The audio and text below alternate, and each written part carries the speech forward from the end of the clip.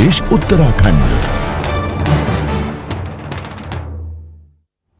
और एक बड़ी खबर पीलीभीत से, जहां पर गन्ना विकास एवं चीनी मिल राज्य मंत्री संजय सिंह गंगवार पर गंभीर आरोप लगे हैं। शुगर मिल के प्रधान प्रबंधक ने आरोप लगाए हैं। गाली गलौज करने का आरोप लगाया गया है। जान से मारने की धमकी का भी आरोप है। पेराई सत्र में बाधा उत्पन्न करने की आशंका भी जाहिर की गई है। गन्ना विकास एवं चीनी मिल राज्य मंत्री हैं गंगवार, उन पर ये गंभीर आरोप लगाए गए हैं। बड़ी खबर हम आपको बता रहे हैं पीलीभीत से, जहां पर गन्ना विकास एवं चीनी मिल राज्य मंत्री संजय सिंह गंगवार पर गंभीर आरोप लगे हैं। आरोप ये कि शुगर मिल के प्रधान प्रबंधक का यह कहना है कि गाली गलौज की गई उनके साथ ही साथ जान से मारने की धमकी का भी उन्होंने आरोप लगाया। पेराई सत्र में बाधा उत्पन्न करने का भी आरोप उनकी तरफ से लगाया गया है। आपको यहां पर यह भी बता दें कि गन्ना विकास एवं चीनी मिल राज्य मंत्री हैं गंगवार, जिन पर यह गंभीर आरोप लगा है। बड़ी खबर पीलीभीत से, संजय सिंह गंगवार पर यह आरोप लगाया है शुगर मिल के प्रधान प्रबंधक ने। और पीलीभीत से हमारे सहयोगी परवेज इस वक्त हमारे साथ जुड़ चुके हैं। परवेज, क्या जानकारी इस खबर से संबंधित? बिल्कुल, मैं आपको बता दूं कि एलएच शुगर मिल का ये पूरा मामला है, ये शहर के बीच में यहाँ के प्रबंधक है केबी शुक्ला जी, जिन्होंने दिन में आज एक प्रेस कॉन्फ्रेंस की। प्रेस कॉन्फ्रेंस के बाद उन्होंने संजय सिंह गंगवार, जो उत्तर प्रदेश सरकार में चीनी मिल और गन्ना विकास राज्य मंत्री हैं, उनके पर गंभीर आरोप लगाए हैं। आरोप ये लगाया है कि कुछ नाजायज तरीके से वो काम कराना चाहते थे, कुछ ठेके दिलवाना चाहते थे जो गन्ने ढुलाई के होते हैं। साथ ही साथ उन्होंने ये भी कहा है कि संजय गंगवार ने मुझको फोन करके अपने ऑफिस बुलाया है, गाली गलौज की है और हमको धमकी दी है। और इससे ये लगता है कि चीनी मिल, जो एलएच चीनी मिल है, ये शहर में नहीं चल पाएगी या इसका सत्र पूरा नहीं हो पाएगा, ऐसी भी उन्होंने आशंका जाहिर की है। जब इस बाबत हमारे संजय सिंह गंगवार से बातचीत हुई तो उनका साफ तौर पर यह कहना था कि ये कतई गलत आरोप हैं और उन्होंने चीनी मिलों को ये जरूर कहा था कि गन्ना सत्र पेराई शुरू हो रहा है, गन्ना किसानों के जो भुगतान है उनको पूरे होने चाहिए और बाकी ट्रांसपोर्टेशन को लेकर भी बातचीत की थी। सबसे बड़ी बात यह है कि केबी शुक्ला ने एक प्रेस कॉन्फ्रेंस की है जिसमें पत्रकारों के सामने अपनी बात रखी है। किसी भी आला अधिकारी या किसी भी तरीके की तहरीर देना या किसी भी तरीके से बात करना या डीएम एसपी से बात दोनों ही बातें आ गई। एक तरफ उनका आरोप भी आ गया प्रेस कॉन्फ्रेंस में और दूसरी तरफ राज्य मंत्री की सफाई भी आ गई है। बहुत शुक्रिया आपका हमारे साथ जुड़ने के लिए और जानकारी हम तक पहुंचाने के लिए। और एक बड़ी खबर कुशीनगर से है। न्यूज 18 की खबर का असर हुआ है। फर्श पर पड़े मरीज के पास कुत्ता घूमने के मामले में बड़ी कार्रवाई हुई है। लापरवाही पर 6 लोगों की सेवा समाप्त कर दी गई है। डीएम ने स्टाफ नर्स, वार्ड बॉय और स्वीपर की सेवाएं समाप्त कर दी हैं। न्यूज 18 ने प्रमुखता से इस खबर को दिखाया था, जहां पर हादसे में घायल इस युवक को फर्श पर ही लिटा दिया गया था। और हैरानी की बात यह है कि इसी फर्श पर कुत्ते घूमते हुए नजर आए थे। न्यूज 18 ने इस खबर को प्रमुखता से दिखाया। उसका असर यह हुआ कि अब डीएम ने एक्शन लिया है और एक्शन लेते हुए उन्होंने स्टाफ नर्स, वार्ड बॉय और स्वीपर की सेवाएं समाप्त कर दी हैं। तस्वीरें देखिए आप, कुशीनगर से तस्वीरें सामने आई थी, जहां पर हादसे के बाद इस शख्स को अस्पताल ले जाया गया था और आप देखिए फर्श पर इसे लिटा दिया गया। गंभीर रूप से जख्मी है शख्स और उसके पास में एक कुत्ता भी घूमता हुआ दिखाई दे रहा है। हमने इस खबर को प्रमुखता से दिखाया। डीएम ने इसका संज्ञान लिया। संज्ञान लेते हुए उन्होंने एक्शन भी ले लिया है। और कुशीनगर से हमारे सहयोगी अशोक शुक्ला इस वक्त हमारे साथ जुड़ चुके हैं। अशोक, हमारी खबर का बड़ा असर हुआ यहाँ पर? जी बिल्कुल, न्यूज 18 की हमेशा से ये प्रयास रही है, हमेशा से ये प्रयास रहा है कि जो जन समस्याएं हैं उनको उजागर करें। और उसी कड़ी में हमने सबसे पहले ये खबर दिखाई थी कि जो एक्सीडेंट के बाद एक मरीज था उसे फर्श पे लिटाया गया। और सबसे महत्वपूर्ण बात ये रही कि इमरजेंसी वार्ड जो कि सबसे महत्वपूर्ण वार्ड होता है, जहां आकस्मिक मरीजों का इलाज होता है, उस वार्ड में कुत्ते घूम रहे थे और कुत्ता जो खून के छींटे थे उनको चाट रहा था। तो एक बड़ी लापरवाही थी, जिम्मेदारों की बड़ी लापरवाही थी, जिसके बाद हमने खबर चलाई और उस खबर का स्वास्थ्य मंत्री से लेकर के जो स्थानीय प्रशासन है सभी लोगों ने उसको संज्ञान में लिया और अब जाकर उस पर बड़ी कार्रवाई हुई है, जिसमें जो वार्ड बॉय है, नर्स हैं और स्वीपर हैं, इन लोगों पे कार्रवाई हुई, इनकी सेवा समाप्त कर दी गई। और जो तत्कालीन चिकित्सक थे, जो उस समय जिनकी ड्यूटी लगाई गई थी, उस चिकित्सक पर भी कार्रवाई के लिए शासन को लिखा गया है। तो ये एक बड़ी कार्रवाई कही जाएगी। जितनी बड़ी लापरवाही थी उसी तरह से ये कार्रवाई की गई है। ठीक है, बहुत शुक्रिया अशोक आपका हमारे साथ जुड़ने के लिए और जानकारी हम तक पहुंचाने के लिए।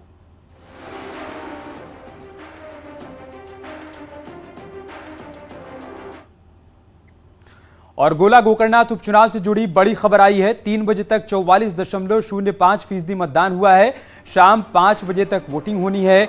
बीजेपी और एसपी के बीच में यहां पर मुकाबला है और 3 बजे तक का जो वोटिंग परसेंटेज है वो हम आपको बता रहे हैं। 44.05% वोटिंग यहां पर अभी तक हो चुकी है। मुख्य मुकाबला यहां पर भारतीय जनता पार्टी के प्रत्याशी अमन गिरी और समाजवादी पार्टी के प्रत्याशी विनय तिवारी के बीच में है। अभी तक का अपडेट यह है कि 44% मतदान यहां पर हो चुका है। लोगों में खासा उत्साह देखने को मिल रहा है अपने मताधिकार के इस्तेमाल को लेकर। और चुनाव आयोग की तरफ से लोगों से अपील भी की गई थी कि पहले मतदान फिर जलपान। उसका असर यह है कि सुबह से ही मतदान केंद्रों के बाहर लोगों की भारी भीड़ देखने को मिल रही है। और 3 बजे तक जो वोटिंग परसेंटेज प्रशासन की तरफ से साझा किया गया है उसके मुताबिक 44% लोगों ने अभी तक अपने मताधिकार का इस्तेमाल कर लिया है। तो भारतीय जनता पार्टी के लिए इस सीट को बचाए रखने की चुनौती है। 2017 और 2022 के विधानसभा चुनाव में अरविंद गिरी ने यहां पर कमल खिलाया था।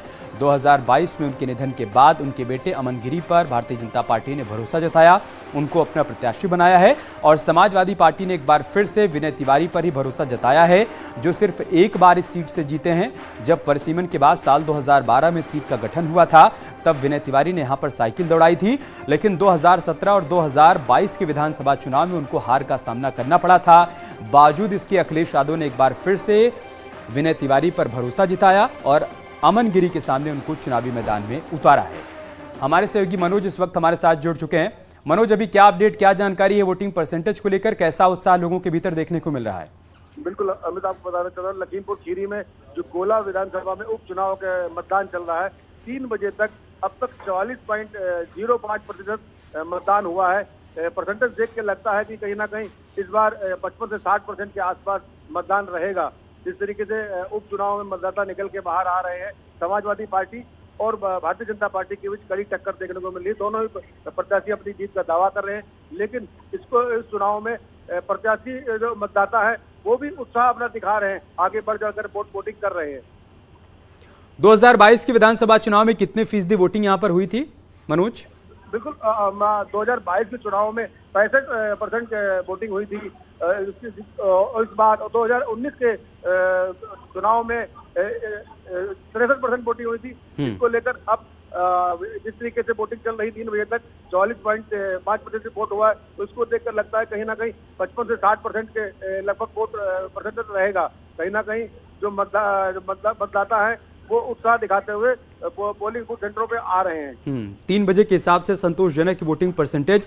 2022 के विधानसभा चुनाव को हुए भी बहुत ज्यादा समय नहीं हुआ, ऐसे में मुद्दे बहुत ज्यादा तो नहीं बदल गए होंगे, लेकिन जो लोग वोट डालने के लिए पहुंच रहे हैं, किन मुद्दों को लेकर अपने जहन में वो वोट डालने के लिए पहुंच रहे हैं मनोज? बिल्कुल जिस तरीके से जो मतदाता निकल के बाहर आ रहा है, लोग सुरक्षा व्यवस्था और सुरक्षा व्यवस्था को लेकर वोट मतदान कर रहे हैं। जिस तरीके से प्रदेश सरकार का लॉ एंड ऑर्डर चल रहा है उसको बात करते हुए, उसको देखते हुए भी मतदान कर रहे हैं। कहीं ना कहीं सुरक्षा व्यवस्था से भी संतुष्ट नजर आ रहे हैं। कहीं ना कहीं कुछ लोग जो गन्ने का जो लखीमपुर खीरी का जो ये इलाका है वो कृषि बहुल है, चीनी का कटोरा कहा जाता है। कहीं ना कहीं तो कुछ जो गन्ने किसानों को समस्या हुई थी उसको लेकर भी अब मतदान कर रहे हैं, लेकिन वहीं पर अब पिछली सरकारों की अपेक्षा इस बार जो मतदान करने आ रहे हैं तो गन्ने भुगतान को लेकर लोग संतुष्ट भी नजर आ रहे हैं। बहुत शुक्रिया मनोज आपका हमारे साथ जुड़ने के लिए और जानकारी हम तक पहुंचाने के लिए। यार रुक रहे एक छोटे से ब्रेक के लिए, जल्द लौटेंगे कुछ और खबरों के साथ। हेडलाइंस प्रेजेंटेड बाय पेट सफा आयुर्वेदिक चूर्ण, पेट सफा तो हर रोग दफा।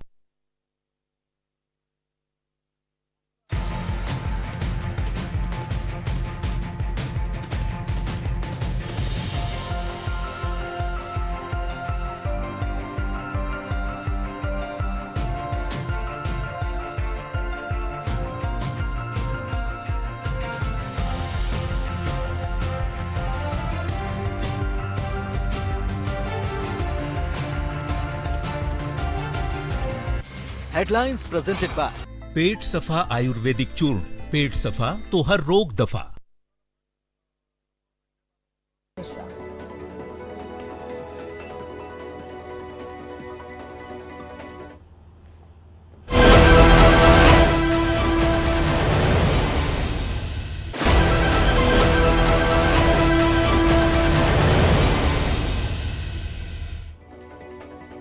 लखनऊ में सीएम योगी ने श्री राम रथ पर रखे चरण पादुका का किया पूजन। सीएम योगी ने श्री राम कर्मभूमि यात्रा का शुभारंभ किया। अयोध्या से बक्सर होते हुए जनकपुर तक जाएगी यात्रा। लोक भवन में हो रही योगी कैबिनेट की बैठक, करीब 35 प्रस्तावों पर चर्चा। यूपी औद्योगिक निवेश और रोजगार प्रोत्साहन 2022 पर चर्चा। गोला गोकरनाथ उपचुनाव के लिए मतदान जारी है। बीजेपी के अमन गिरी और समाजवादी पार्टी के विनय तिवारी के बीच अहम मुकाबला। सुबह 11 बजे तक 23.56% मतदान। 6 नवंबर को आएगा जनता का फैसला। बीजेपी प्रत्याशी अमन गिरी ने मंदिर में पूजा अर्चना करने के बाद वोटिंग की है। अमन गिरी ने दावा किया है कि जनता का आशीर्वाद उन्हें ही मिलेगा। गोला गोकरनाथ से सपा प्रत्याशी विनय तिवारी ने वोटिंग की है। शाम 6 बजे तक होगी वोटिंग के लिए लोग जोश के साथ मतदान स्थल पर पहुंच रहे हैं। सीएम योगी ने की समीक्षा बैठक। संयुक्त साइबर कोऑर्डिनेशन टीम गठित करने का फैसला। शत्रु संपत्ति पर कार्रवाई के लिए नियुक्त होंगे नोडल अधिकारी। आप देख रहे हैं न्यूज़ 18 उत्तर प्रदेश उत्तराखंड। और एक बड़ी खबर सीतापुर से है। पुलिस ने मुठभेड़ के बाद ऑटो लिफ्टर गैंग के 4 सदस्यों को गिरफ्तार किया है।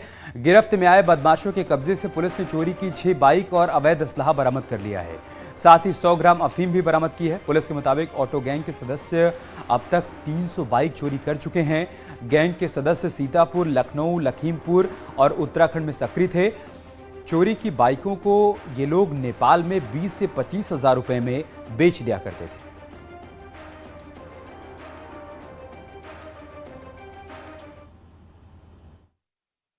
कोतवाली नगर में बाइक चोरी की घटनाएं हो रही थी। इसी को लेकर पुलिस अधीक्षक महोदय द्वारा निर्देश दिए गए थे। इस क्रम में कोतवाली नगर द्वारा 4 बाइक चोरों को पकड़ा गया है, जो कि अंतर जनपदीय बाइक चोर हैं।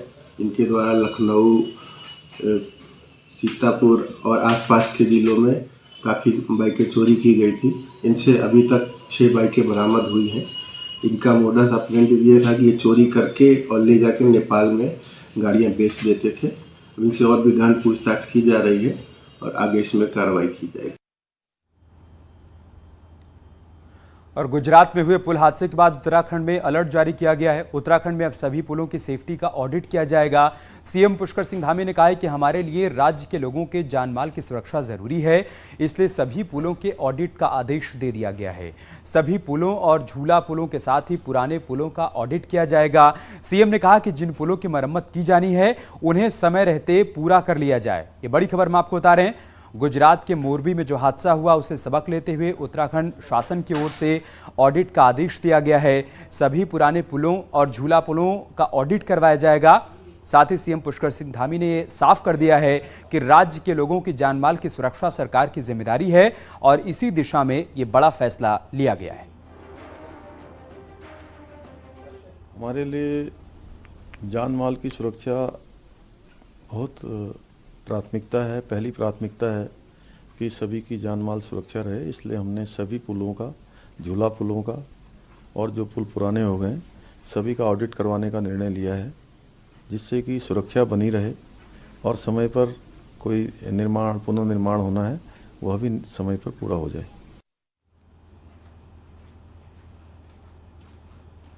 तो गुजरात पुल हादसे के बाद उत्तराखंड में भी पुलों के ऑडिट का आदेश पारित हुआ है। ऋषिकेश उत्तराखंड का एकमात्र ऐसा शहर है जहां का सस्पेंशन ब्रिज की पहचान पूरी दुनिया में है। विश्व प्रसिद्ध लक्ष्मण झूला को बने अब लगभग 90 साल हो चुके हैं। अब ये पुल एक धरोहर के रूप में रहेगा और उसके पास से ही बजरंग पुल का निर्माण कार्य बहुत तेजी से चल रहा है, जो विश्व भर के पर्यटकों का आकर्षण का केंद्र बनेगा। लक्ष्मण झूला ये सबसे पुराना लक्ष्मण झूला है, अर्थात इसके कारण, ये कमजोर होने के कारण इसके बगल में एक दूसरे ब्रिज का निर्माण किया गया है जिसका नाम रखा गया हुआ है बजरंग सेतु पुल। जी। तो ये कांच का पुल बनेगा। ये अपने हिंदुस्तान का दूसरा पुल बनाया जाएगा, क्योंकि पहला तो बिहार में है, दूसरा यहाँ बनने जा रहा कांच का पुल। इसकी उम्र हो गई तो उसकी वजह से इसको बंद कर दिया गया। तो इसके बगल में है जो भव्य नया निर्माण हो रहा है, जो सुना ऐसा है कि कांच का बनाया जाएगा। 1930 में बना लक्ष्मण झूला सस्पेंशन ब्रिज अपनी उम्र के काफ़ी साल पूरा कर चुका है, लेकिन सुरक्षा कारणों से बीते 3-4 साल से इसमें पर्यटकों की आवाजाही पूर्णतः बंद है, जिसके चलते अब इसके बगल में ही एक बजरंग सेतु का निर्माण किया जा रहा है, जिससे पर्यटकों को आवाजाही करने में सुविधा मिले। ऋषिकेश लक्ष्मण झूला से आशीष डोभाल, न्यूज़ 18। उधर जोशीमठ नगर में लगातार भूस्खलन बढ़ता जा रहा है, जिसकी वजह से कई जगहों पर रास्ते टूट चुके हैं। वहीं कई मकानों में दरारें आ गई हैं। जोशीमठ में भूगर्भ सर्वेक्षण के बाद भी अभी तक ट्रीटमेंट का काम शुरू नहीं हो पाया है और लगातार बिना बरसात के ही जमीन खिसक रही है, जिससे लोगों में भय का माहौल व्याप्त है।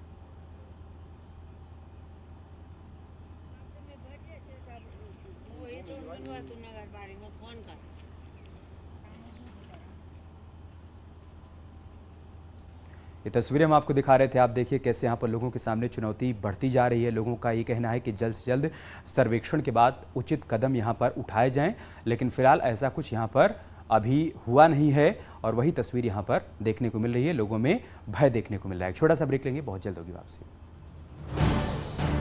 आप देख रहे हैं न्यूज़ 18